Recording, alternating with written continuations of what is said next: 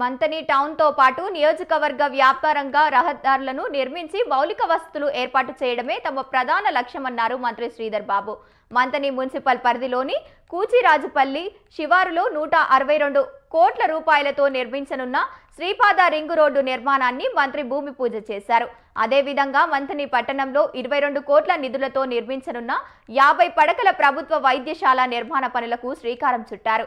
మంతని పట్టణాన్ని స్వరంగా సుందరంగా తీర్చిదిద్దడానికి కోసం అనేక అభివృద్ధి పనులను ప్రారంభించినట్లు తెలిపారు శ్రీధర్ బాబు.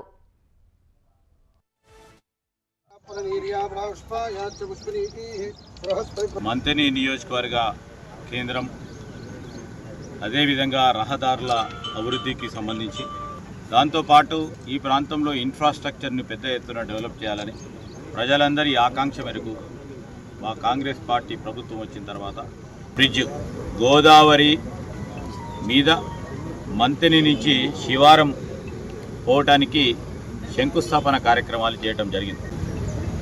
ఈరోజు ఈ హై లెవెల్ బ్రిడ్జ్ ద్వారా రాకపోకలకు సంబంధించి రేపు అటు శివారం అటున్న మంచిర్యాల జిల్లా ప్రాంతవాసులకి అదేవిధంగా అటు ప్రక్కన ఉన్న మహారాష్ట్ర నుంచి వచ్చే మరి అనేక మంది ప్రయాణికులకి చెన్నూరు నియోజకవర్గం మంచిర్యాల జిల్లా అటు ప్రక్కన ఉన్న మహారాష్ట్ర పైన ఉన్న ఛత్తీస్గఢ్ సంబంధించి రాకపోకలకు సంబంధించి సౌకర్యాన్ని కల్పించాలి. మరి అదేవిధంగా ప్రధానమైన ఉద్దేశం మంతని టౌన్కు సంబంధించి మరి చాలా ప్రాచీన గల ప్రాంతం ఇది. చిన్న రహదారులు మా గ్రామంలో ఉన్న తరుణంలో కొత్త టౌన్ను అభివృద్ధి చేయాలనే కాంక్షతో ఇలాంటి ఇన్ఫ్రాస్ట్రక్చర్ని క్రియేట్ చేస్తే కొత్తగా అన్ని హంగులాలతో రోడ్లు కానీ డ్రైనేజీలు కానీ అండర్గ్రౌండ్ ఎలక్ట్రిసిటీతో కానీ కొత్త టౌన్ చేయడానికి ఆస్కారం ఉంటుంది. ఎందుకంటే చుట్టుపక్కల గ్రామాలకు సంబంధించి వచ్చి మంతెనిలో చాలామంది స్థిరపడతా ఉన్నారు.